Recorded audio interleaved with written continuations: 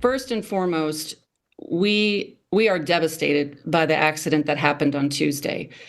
We know this event has been felt deeply throughout the community, and believe me, we feel it too. Givaudan representatives speaking today, days after its plant in the Clifton neighborhood partially collapsed from an explosion. That explosion resulted with 12 victims, 2 of whom died. It is our top story at 5 o'clock. I'm Connie Leonard. And I'm Doug Proffitt. At 3 o'clock today, we heard from the Givaudan president. That was Ann Leonard speaking for the first time. At the mayor's request, the company did create a hotline for those impacted by the explosion to call. However, we're learning now that the hotline does not actually go to company officials. Instead, it's a third party. Isaiah Kim Martinez and senior photojournalist Alyssa Newton returned to the Clifton neighborhood where people were surprised upon making those phone calls. Do you guys take blame for what happened? Absolutely. We are accountable for Tuesday's events.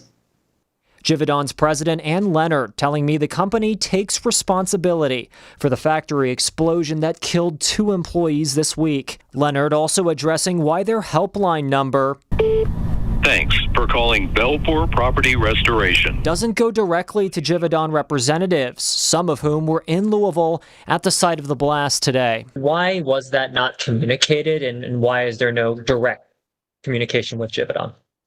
We felt like we could respond to their queries and their issues much more completely, much more quickly, much more efficiently, handling this through a third party. We simply were not staffed. You called that hotline this morning, correct? Yes, I did. And what did it lead to? Not much. Just me giving them my information again. This home is actually just across the street from the site of the blast. Boarded up windows. You can actually see the shards of glass just in front here. And tonight, we're learning the landlord actually called that hotline number and was confused when a separate company picked up. It surprised the mayor, too. Do you know about this, and do you have any response to it? I was told that was to call the company directly. This is the first I'm hearing about that. I will be sure to speak with the company about that. I thought it was going directly to the company. So that is not what your expectation was when you posted that number? That is not what my expectation was, no. Are you guys committed to paying for all the damage suffered by folks living in the area? Yes, we are committed to that. Isaiah Kim Martinez there. The president of the company also said today they are continuing to pay wages and benefits to their employees in Clifton. Now, we also learned today from her that in Louisville, they employ a total of 55 workers, and that includes both the office and production. By the way, you can contact their hotline for more information to go ahead and report your property damage. Just understand, as we learned today, it is going to a third party. The CEO says it worked great for her, but reporters who tested it said the hotline operators didn't even know who the company was.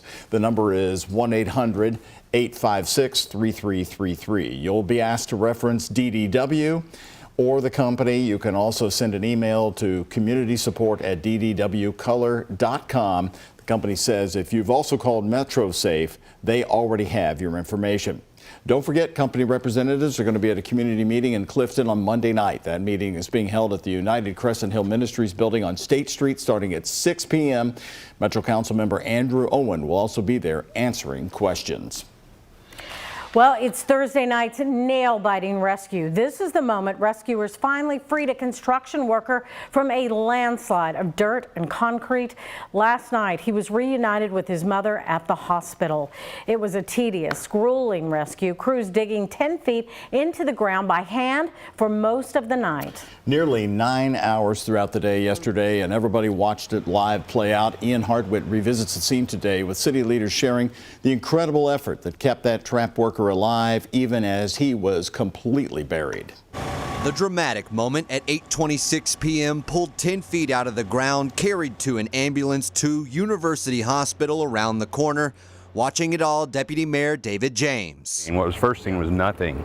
Really? You couldn't even see the helmet. He watched the scene unfold from a drone feed. This picture shows the worker who was totally buried alive in a yellow hard hat that may have saved his life.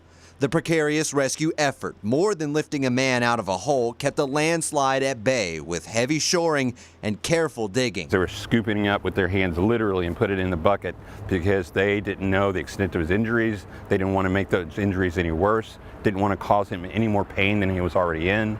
We've now learned that a paramedic in the hole kept the trapped worker alive, according to Louisville's emergency management director. He was in there about 7.5 hours, if I'm not mistaken, and he was pushing drugs. And, you know, that was probably one big thing crediting saving his life because of the potential for crush syndrome. The agency also worked with the Federal Aviation Administration, redirecting air traffic to prevent low-flying planes from possibly rattling the area, causing more of a collapse. It allowed rescuers to stay in constant communication with the buried man. After speaking with his doctors, Louisville Mayor Craig Greenberg believes the rescued man will survive. The prognosis is very well. The medics that were on site yesterday that were treating him while he was being rescued probably helped prevent even further injuries or worse. The massive rescue effort, And they got the job done. giving the city a miraculous sigh of relief. In Louisville, Ian Hardwick, WHAS 11 on your side. Well, now we welcome Louisville's fire chief. Since August of last year, he's led our fire department through some unimaginable events, one after another. Chief Brian O'Neill, thanks for your time. Appreciate it. Thank you. First of all, I'd like to ask you about that rescue last night. We just watched that story by Ian. Can you tell us the latest on the construction worker? How's he doing today? And your thoughts now as you relive those moments of that incredible moment at 8:26 p.m. last night. It really is incredible. All the credit goes to our firefighters, the men and women that were there working in that hole, trying to rescue that person, as well as the other agencies that helped us, EMS, even just the call takers and dispatchers initially, police, MSD that helped us with a vacuum truck. It was really an incredible, painstaking, as you well know, you had crews out there, they're watching for hours, and it's a slow, tedious process. How's that man doing tonight? As far as I know, he's doing okay. You know, obviously they want their privacy, but the last I heard is that he's still in the hospital and recovering well. Wow, it was amazing to see, Chief. And can you take us a little bit through it? I mean, we saw yesterday around lunchtime that, you know, he was trapped and that you guys were, you know, trying to rescue him, but already had established communication with him. So I think a lot of people thought, oh, they can talk to him, he'll be out of there pretty soon. And then it wasn't until, you know, after 8, because you just had to be so careful to save his life. Talk about that process. Yeah. So that's the thing with a collapse like this. You're talking about a trench, a confined space. He was on, if you think about like a floor, an industrial floor that's thick concrete with rebar going through it, that is what collapsed underneath him. He falls down into an area, but everything else that was on that floor, that becomes a slide and everything piles onto him. So he was completely submerged in dirt, rubble, gravel, slabs of concrete, about 8 inches over his head. So in fact, when I'm sorry, go ahead. Yeah, I would say when rescuers showed up, it was just dirt, but they could hear him. So they found where to dig, got down to him, and then just slowly, painstakingly have to get him out. I want to show you this. It's a freeze from a drone shot. It went right over at the time, right after the collapse. Deputy Mayor David James put it out on social media last night. It was an Ian Hardwick story. Let's show you this. Chief, I want to talk about this because that yellow helmet, that is, we are told, the man's head with the dirt still around it. Is that accurate? Can you tell us? That's correct, yes. Can you describe this scene? So by this time, they've already cleared a lot of dirt and gravel to get this far along. They were able to hear his voice. They dig down, and they actually thought he was a little bit further to the side because of where his voice went. But they got to him, they got to his head. They were able to clear out around his face, speak with him. He was a Spanish speaker, but we actually had 3. How's he breathing at this moment where we're on this photo? Very, very carefully. Where's his mouth? I think his mouth at this point is pointing towards, I guess, the left of the screen. Wow. And but yeah, he was able to. Did the dirt just stop right at his mouth, or no? The dirt was over his head. Over his head. But it's also rocks. It's also chunks of different debris. So he was just fortunate that he had enough space to breathe. The other thing, when you think about a trench collapse like that, normally there's so much weight pushing in, but there was enough debris around. He was just very fortunate that it wasn't crushing his chest and his lungs at the time. He was able to breathe. He spoke to us the entire time. We were able to communicate with him, talk to him. Eventually, his cell phone, which also didn't break, got out of his pocket. He was able to call his family. Incredible.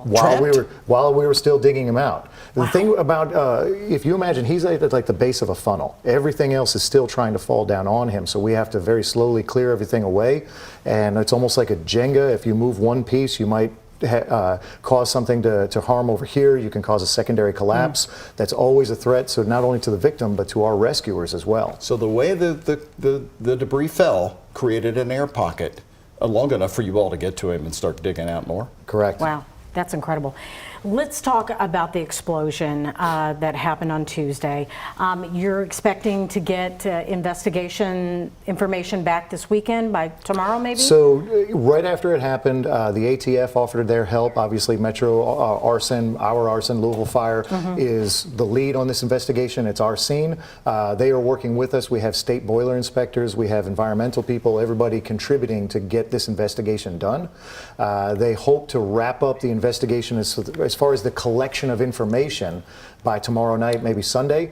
However, it's still going to be a while as they crunch all the numbers and crunch all that information. I do want to ask you, just from decades of covering these, I know sometimes as you get closer to the finality, you all have a preliminary cause. Do you have one in your mind that you can tell us about? What are you hearing? That's going to come through with this investigation, and as soon as we have something like that, we'll certainly share it. So you don't know just yet? Correct. All right. Chief Brian O'Neill, thank you so much. I appreciate it. Thanks for what you're doing feeling in the the love of the community. community. They're saying that you're a true blessing. In fact, we're running a call on the rant line that came in at 3:30 this afternoon, praising the fire department. Men and women out there that are doing it, not me. All right. Well, keep up the good work. You were tested again this week. All right. Thank you, sir. Coming up, by the way, you can watch the unedited video of that entire rescue. We have posted it on the WHAS11 YouTube page. Connie? Well, nearly 1,600 jobs are coming to Kentucky. Governor Andy Beshear called it the largest job creation project in the Commonwealth in 2 years. Shelbyville Battery Manufacturing will create high-tech jobs with a nearly $712 million investment. It will take up residence in a 1 million square foot facility on Logistics Drive in Shelbyville. The battery plant will help store energy in battery cells that are 20-foot long shipping containers. The self-contained energy storage helps us support electric grids when demand is high. E-Storage is a subsidiary of Canadian Solar, and Governor Beshear says this will boost Kentucky's economy and bring jobs to the Commonwealth. Put simply, we are on the biggest, best economic development win streak that the Commonwealth has ever seen. Now, in the last 5 years, having announced over 1,000 new location and expansion projects, exceeding over $33 billion, a record of investment in our people. And I'm proud to say that's the largest investment we've seen under any governor, and I call and I tell my dad that every single night. Well, the plant is expected to start production by the end of 2025. Next.